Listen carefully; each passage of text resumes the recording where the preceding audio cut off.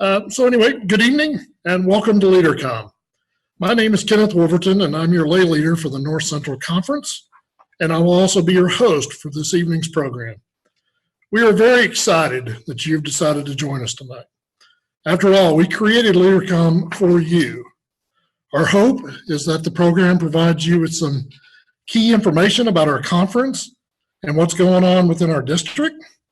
We also want to be able to look at some different churches and what they're doing within our district and hopefully spotlighting some great activities. And we also want to begin to talk about certain topics that may be of interest to you. So if we accomplish those goals, we hope that you will begin to talk to others about LeaderComm so that others can join our future programs. A quick notice to everybody, we are recording tonight's show. That way people that couldn't make it tonight can view it later. Tonight, our program is going to cover three areas. The first area is we're just going to share with you some key information around our conference and our district. There's a lot going on that a lot of people just don't know about, and if people knew about it, they may very well want to attend. The second part's going to be a spotlight, and we've got Terri Barrett from Aldersgate United Methodist Church, and she'll be joining us to talk about the community gardens. And then we're going to move to our third part, and we have Denise Robinson from Trietsch United Methodist Church and Kristen Lane from Grace Avenue United Methodist Church, and they're going to be a part of our panel discussion. First, key dates and information from around the conference. Don't miss out on what you don't know. Several classes and webinar programs being offered over the next several months include Enneagram classes, webinars on how to become a mission-centered church, learning about social mosaics, and creating a rule of life, preaching classes, United Methodist volunteer and mission training, and Camp Bible. Learn more about camp life. Make sure you sign up using our conference website at www.ntcumc.org. Lay Leadership Innovators Wanted. New faces and new spaces. $1,000 grants are being awarded to churches who have innovative plans to reach new people. Please go to www.ntcumc.org for more information and to apply for a grant that will assist you to teach new faces in new places. Perkins School of Theology Fall Convocation on Missions is designed for laity and clergy who would like to grow in their faith. Held on November 11th through 12th, the Convocation on Mission features 3 distinguished speakers: Samira Izadi Page, Rick Steve, and Celestin Mursakura. Visit smu.edu/FC19 for more information. This is an excellent offering right in our backyard. Now, this is just one program of many being offered by Perkins School of Theology.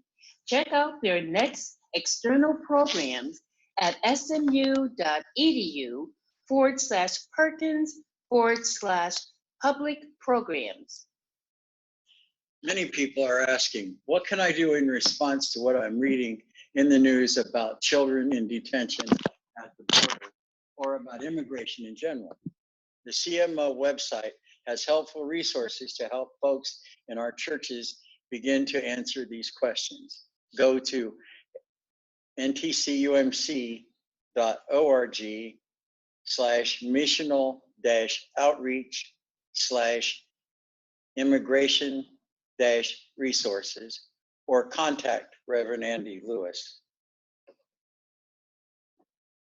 It's back to school time, and the CMO has helpful resources to aid churches in their efforts to begin or deepen church-school partnerships. Go to ntcumc.org/missional-outreach/1+1 or contact Jarita Williams Louie. That is jwilliams@ntcumc.org. The reality and complexity of racism is a pressing issue for our communities, and our churches. The CMO is facilitating important conversations among church leaders to help name and combat racial inequality. New small groups will be forming this fall, and resources are available to local churches to lead their own groups. For more information, go to ntcumc.org/missional-outreach/racial-injustice, or contact Andy Fiser at fiser@ntcumc.org. SMU's Fall Convocation, open to all clergy and laity, is November 11th through 12th, 2019. The theme is Mission Quest, Finding a Place in God's World. Here's a link for this event, and that is www.smu.edu/Perkins/public programs/Perkins Fall Convocation /Fall Convo 2019_mission. To learn about what is going on in our Church Development Center, check out their new website at www.cre8.church.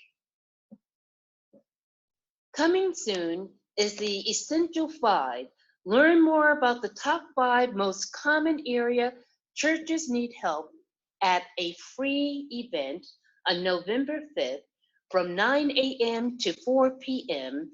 at Christ UMC Plano. For more information, contact Liliana Pena at liliana@ntcumc.org or 972-526-5052. Areas that will be covered include creating and aligning your vision and mission, improving Sunday morning experience, creating discipleship pathways, developing leaders, and simplifying board structure. Don't miss out on Laity Sunday this coming Saturday. Join us at Aldersgate UMC to hear Bishop Robert Denise discuss Mission Impossible, no matter the polity. Our mission is the same. Be sure to register on the conference website, ntcumc.org. Please go ahead and mark your calendars for the next LeaderComm. It will be November 12th, starting at 7 p.m. LeaderComm will take place every quarter on the second month, second Tuesday. Thanks for joining us tonight. I'm so excited about what you and your folks have done at the garden, and I'm excited to hear more about it. So to get started, why don't you just tell us a little bit about yourself, maybe your role, and maybe some facts about the garden today. I'd love to. I'm Director of Missions at Aldersgate United Methodist Church in Carrollton. I'm also Director of the Giving Garden, which is Carrollton's first community garden. And we call it the Giving Garden because we donate half of what we grow to people who are in need in our community so that everybody may enjoy good nutrition. And the garden is 10 years old this year, and we donate more than a ton of organic fresh produce every year. And the garden resides on the back of the church property, and it's become so popular that we're now known as the church with a garden. And in some circles, we're also known as the garden with a church. That's amazing. A ton. A ton, but there's more. Our garden promotes organic food practices, exercise, recreation, education, sharing harvest with others, good nutrition, and also friendships. We make a lot of friends there, Kenneth. That's great. So I'd like to learn more about the history of the garden, but while we're doing that, we got some pictures of the garden.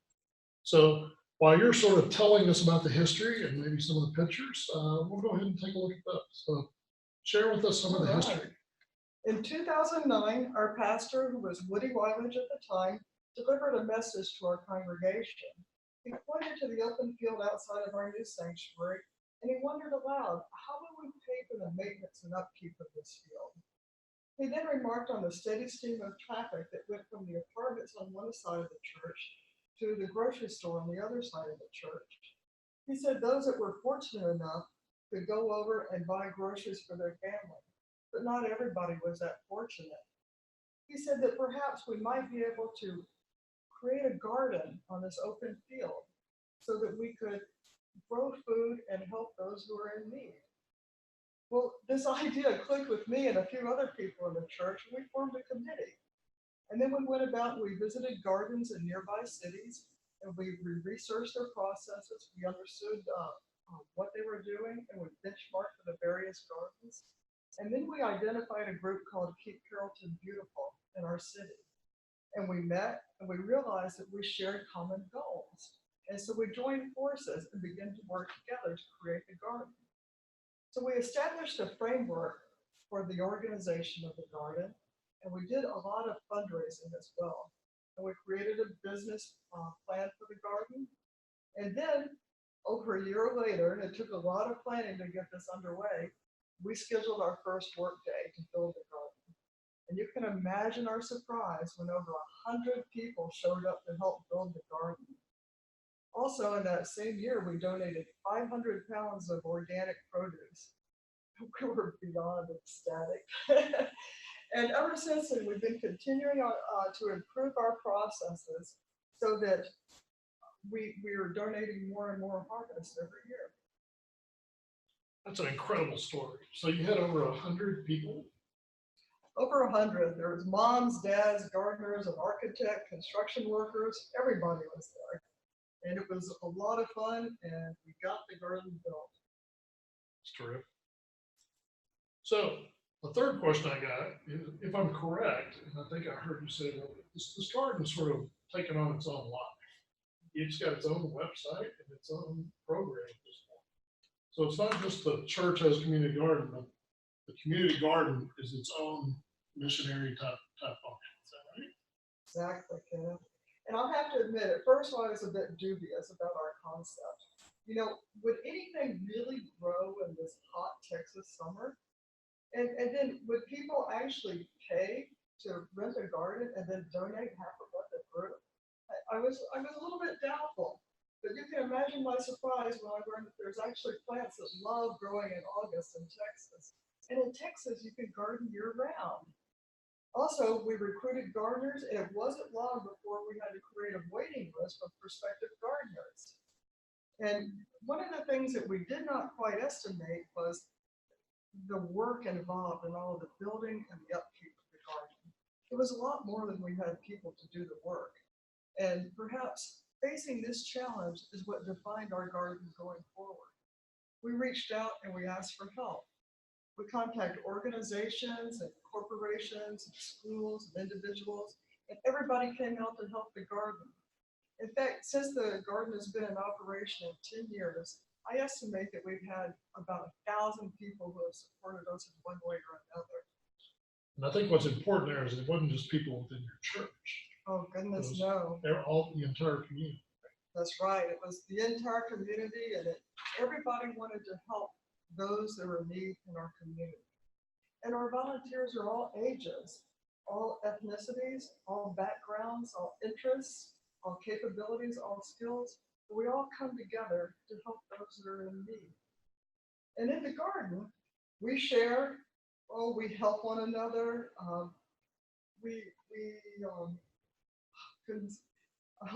We get really dirty in the garden. I can imagine. We learn about bees and butterflies and other cross-pollinators.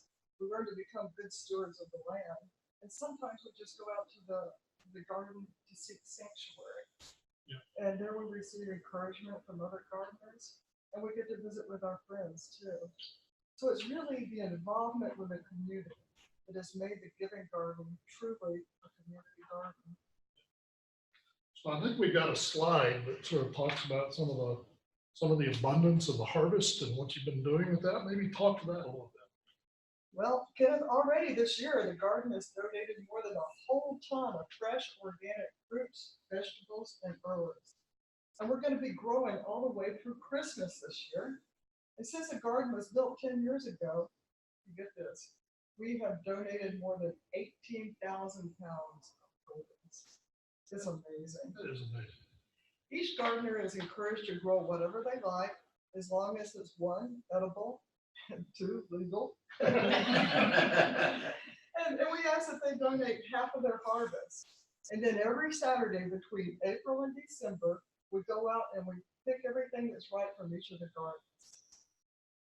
And so when we distribute the produce, the first 3 Saturdays of the month, we donate it to Christian Community Action, also known as CCA, and they're a nonprofit organization that helps those in need.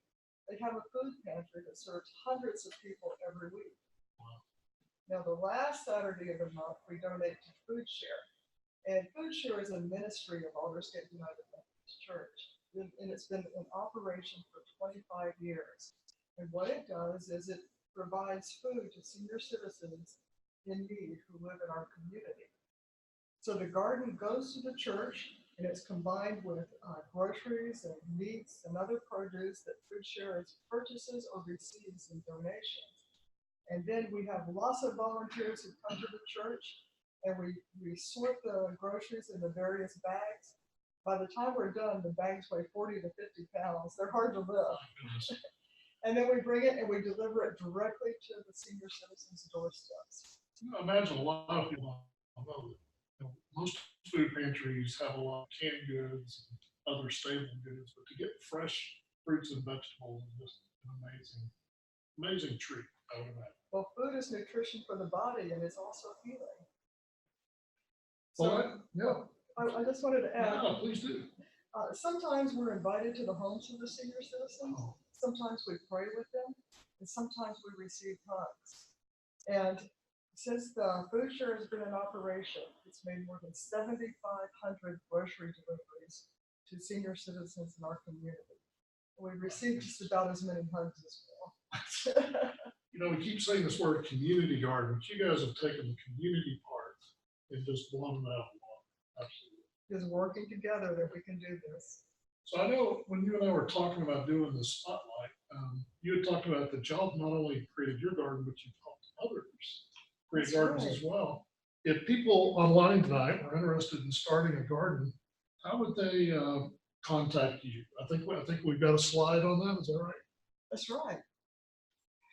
Well, Kenneth, we've mentored the startup of 2 other gardens in Carrollton. We also live. Sorry, let's get it up there. Well, let's go down one there, Don. One more. One more. Oh, Down. You're going down there. there we go. But we've mentored the startup of 2 other gardens in Carrollton, and we've also lived lots of advice to other people in other cities and other Don, if we could states. just bring that back up. Just the down arrow. Down arrow. There it is. That's us. All right. Okay. And we're free to share our processes and our rules so that other gardens they don't have to recreate the wheel. And we also share our pitfalls to avoid so that other gardens don't make the same mistakes that we did. And we love to share our keys to success so that the gardens can have a great start. So for more information on our garden, you can visit our website at givinggardenofcarrollton.org, or you can just email us at contact@givinggardenofcarrollton.org. Well, wonderful. Thanks again for joining us tonight. Really appreciate it. You and your team members have just done an outstanding job, an incredible job with not only the community garden, but the food share programs and the way y'all have reached out to the community as a whole. Once again, if people online are looking for ways to do the garden, then by all means, let's try to do that. So at this point, we'll go ahead and sort of transition over to our panel discussion.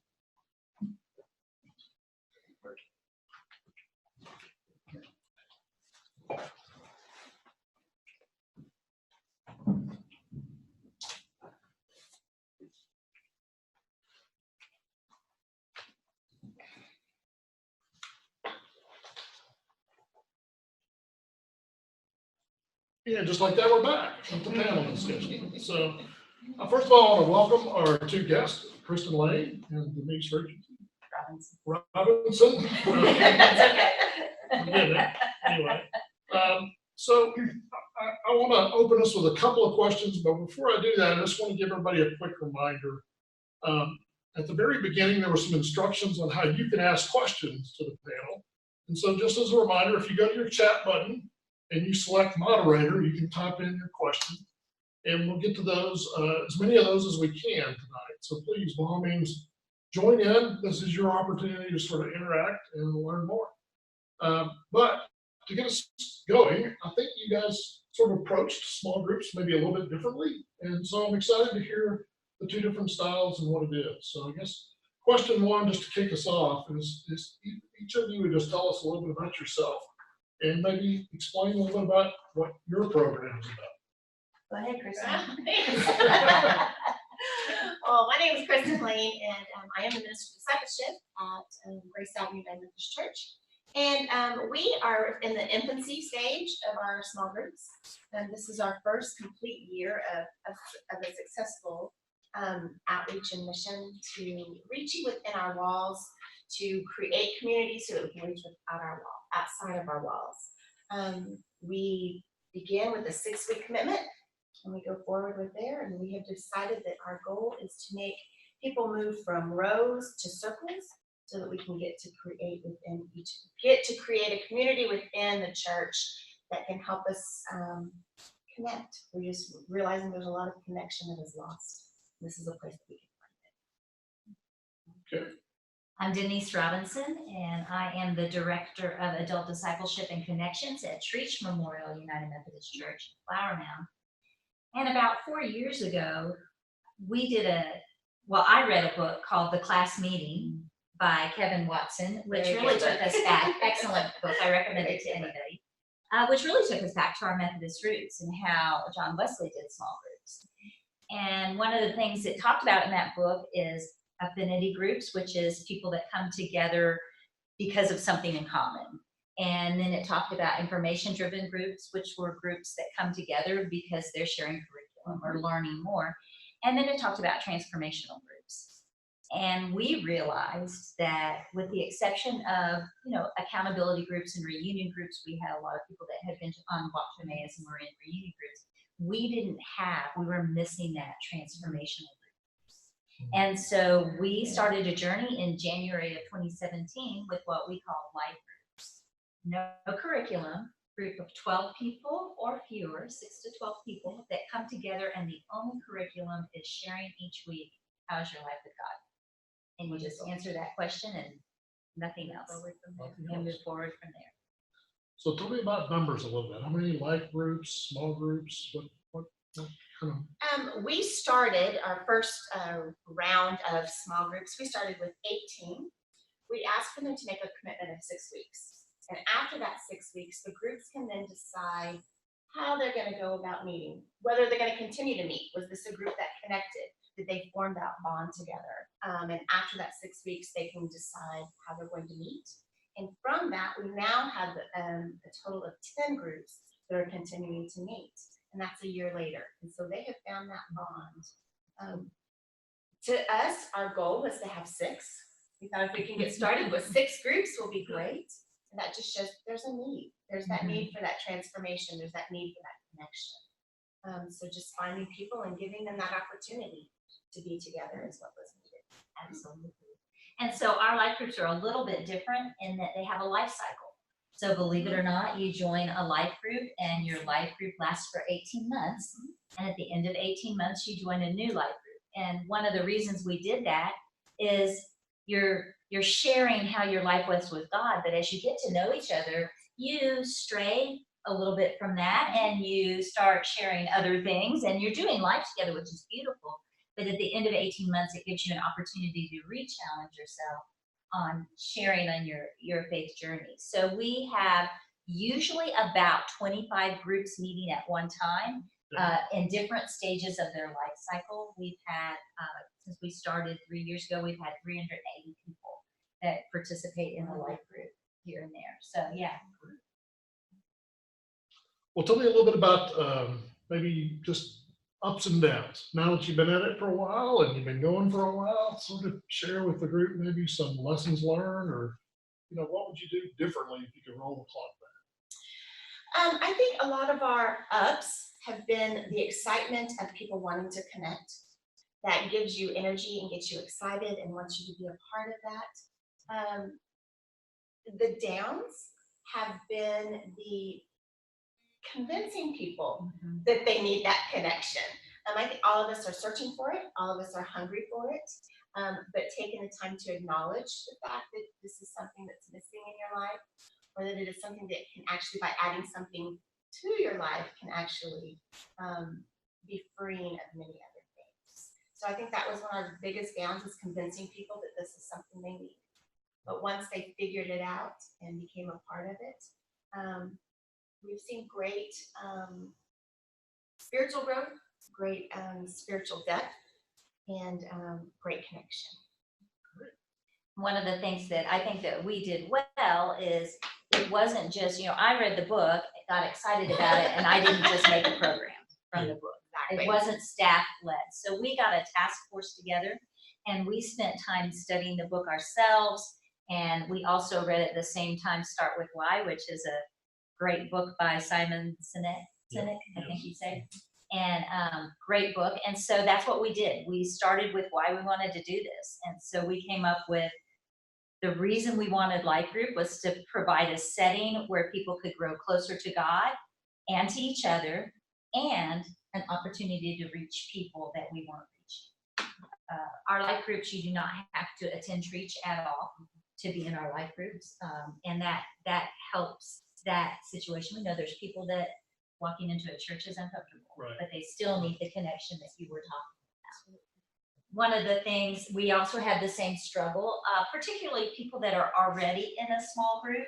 They saw no need to add another small group, even though this is a totally different basis. We have, I'm sure y'all do as well, we have Sunday school classes that have been together for years and years and years and years and years and years. And when I would try, and that's one of our struggles still, is to get them to realize that this is a great way to meet new people. And we're all creatures of habit and like to stay in our little comfort zones. And so that's one of the challenge. In each group that we're a part of, we have a different depth with. Exactly. With Sunday school, we may have a depth of about here, and in small group or your life groups, you may dig a little deeper. And so that's important for people to understand that each group can have its different advantages.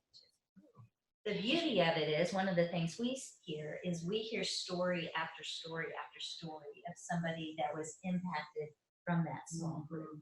And that makes all the difference. We've had people that, because someone in their life group said, my closest to Christ this week was when I did some sacrificial giving. And this gentleman said, I've never given anything. Wow. And he said, I need to think about that. Right. And so that's discipleship in Open up action. the eyes. Absolutely. Wow. Can I hit on something No, that Denise absolutely, said? Was that she said that it wasn't just all staff led, and I think that's very important. That it doesn't have to take a church staff member. Our small groups are not staff led. We put them in a group and we say, we're here to support you. How can we be there? We do give them a curriculum for the first 6 weeks, but after that, it takes the foundation of what the group needs, and it's led by the group, not staff led. And I think they actually dig a little deeper, and I think lots of talents and gifts come out of that as well. People realize that they can rise to the occasion, and they can pray openly, and they can lead without, their hand being held. And it sounds like in a lot of ways we're doing a similar thing, because we do Absolutely. provide curriculum for 3 weeks, because you have to have something Something to get get the started. conversation going. But yeah, it's the same thing. One of the things that in that 3 weeks that they share with the group is part of the role is to always rising up new leaders, and that anyone at any point can leave a group to start a new group. And so that's really been beneficial as well. So that was a good practice. That's great. So once again, we still don't have any questions. I'm going to keep asking questions. If you want to ask questions, we're here. Just go to moderator And if you don't have questions, I do, but if you want to do that, that's fine. So I guess real quick, if a lay person wanted to make small groups happen at a church that didn't already have them, as staff members of a church, how would y'all advise them to approach the staff of the church?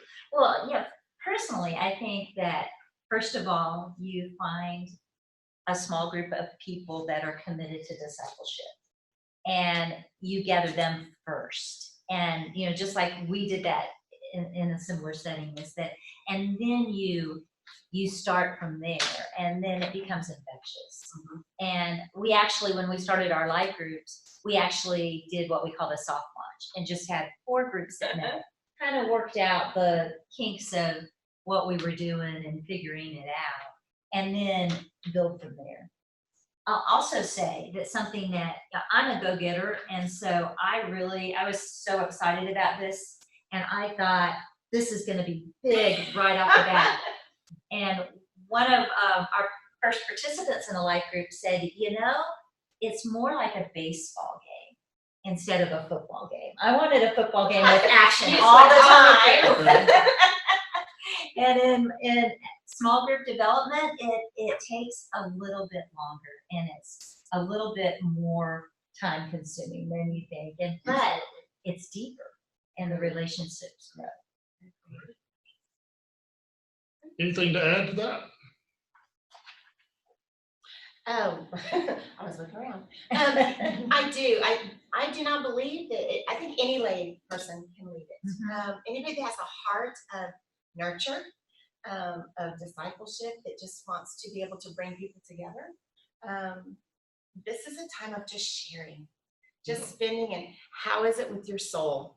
How is it with your soul? And if someone can ask that question and be willing to truly listen to the responses, then Laity can lead it in a heartbeat. One of people along. One of the cool things that's happened with us too is after the initial first year, then our youth got into it, and there's a middle school life group and a high school life group. Actually 3 high school life groups and 1 middle school, but and that's really cool. So it does look like we have a question from the group. So Amy, Ellie, would you like to read the question? Yes, the question is, how do most life groups deal with childcare? We probably do it differently. Yeah, You're right. And always. At Trietsch, we are blessed to have a fantastic childcare staff. And so we actually allow our life groups to meet anywhere they want to meet at whatever day of the week that's convenient. However, if they need childcare, there's restrictions. And so if they want to have a group that needs childcare, they do have to meet at the church at the times that childcare is available. They do have to make reservations ahead of time, and that's kind of how we deal with that. But we are blessed to be allowed in our budget to support childcare. That is exactly what we do as well. The life groups, our small groups, are able to meet on campus. If they meet on campus, we can provide childcare for them at any time, free of charge. And that is a way that we can support those families, support those individuals. But if they are using childcare, they have to meet on campus. Both of our churches obviously have put a high priority in that, and that's important. And one of the things that I can see are some of our differences is Kristen's church. Explain how you put them in groups. Yes, we allow them to register and tell us what it is they're looking for. Do I want to be in a group that is same gender? Do I want to be in a couples group? Do I want to be in a multi-generational group?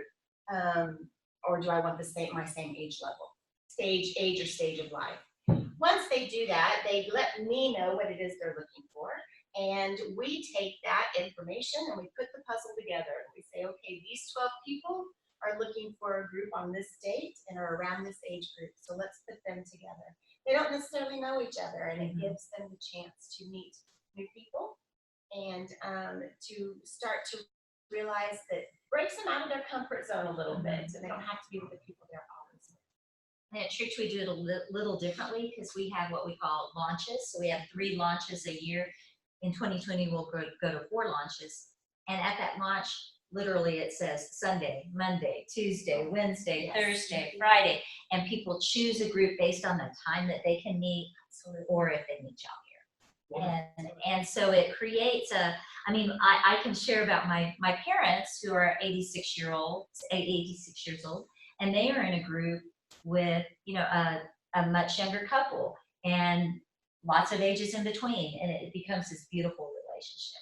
I think our most successful group is one that has some newlyweds in it, and then we have a couple that just had their 60th wedding anniversary, and it's been really fun to watch that group form.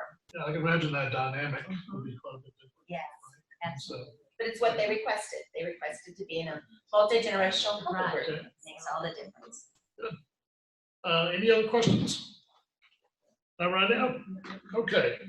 Well, I got a couple of more questions and then we'll wrap up the panel here. One is, and I think you may have just said it, how do you advertise? How do you let people know that this is out here? Of course, we start with all of our publications that we have within the church, streetlight newsletters, everything that we have. But we also, we tug at heartstrings. We let people know the importance. We get testimonials from those who are already in small groups, who have been a part of a small group, whether it be at Grace Avenue or at another place. But what role did the small group play in your discipleship formation? And we share that through video and through emails.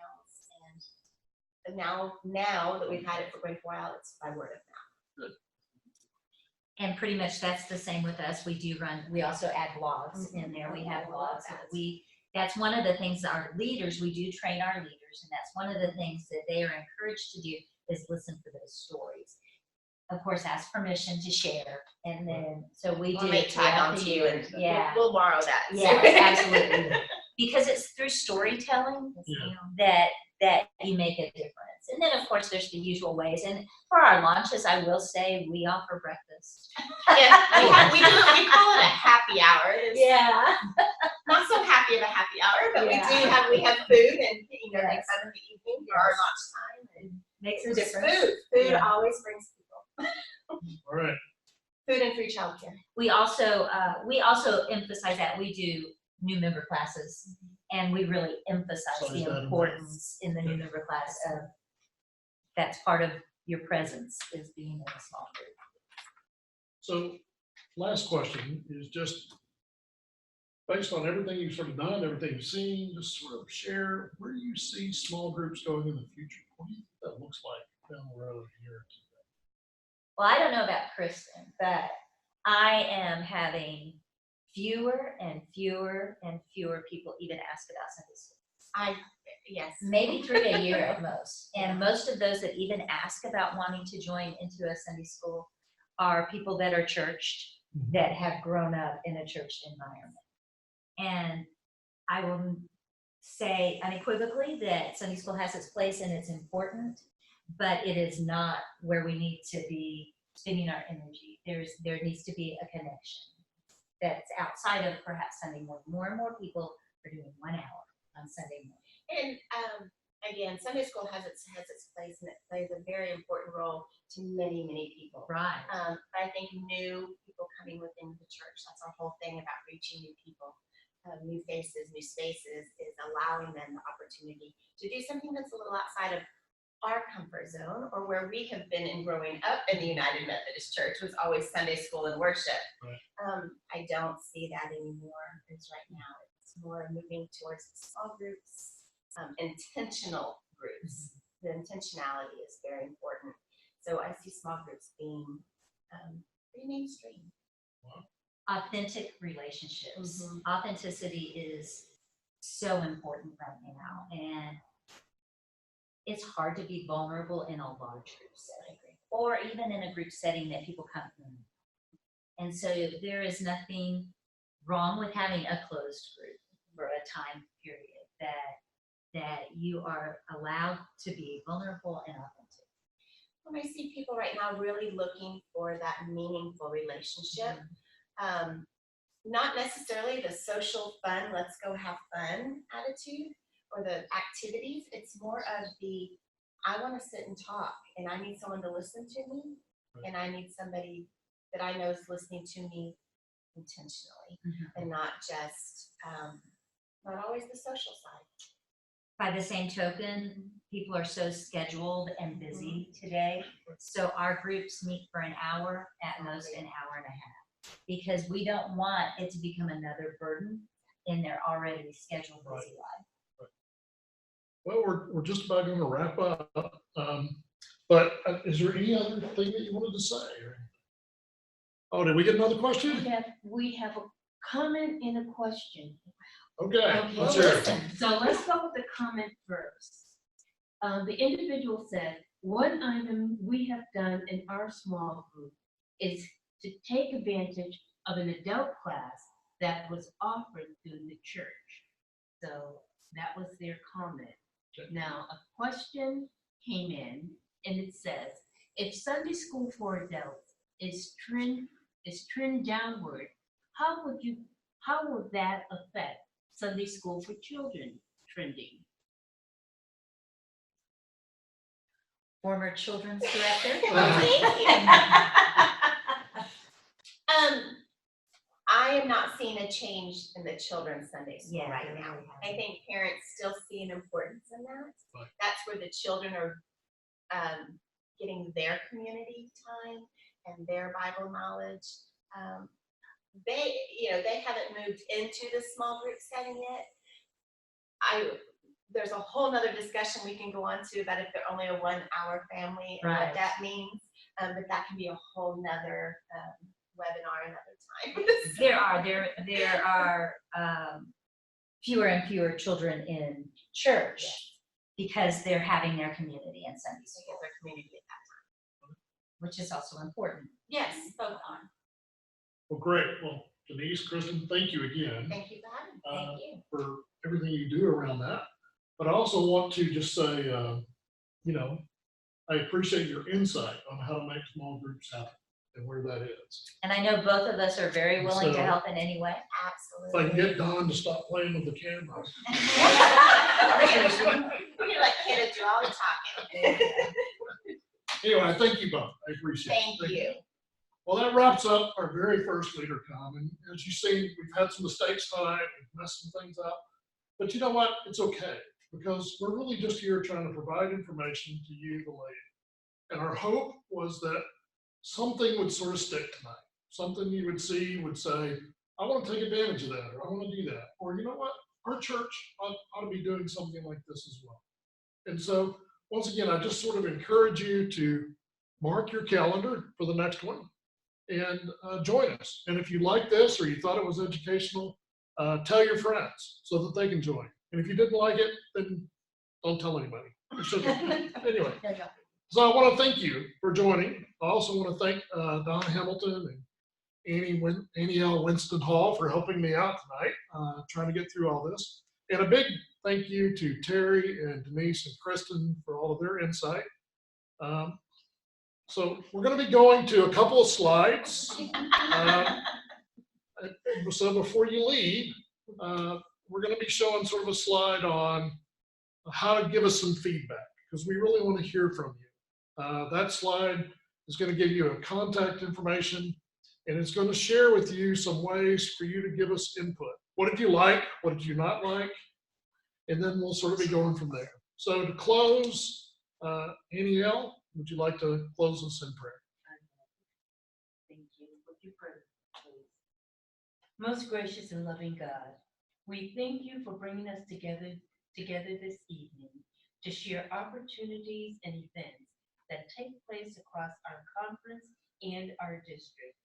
As we continue to reach out to our laity community, we pray that you direct us, O Lord, in all of our doings with your most gracious favor, and further us with your continual help, that in all of our works, begun, continued, and ended in you, we may glorify your holy name, and finally, by your mercy, obtain everlasting life through Jesus Christ our Lord.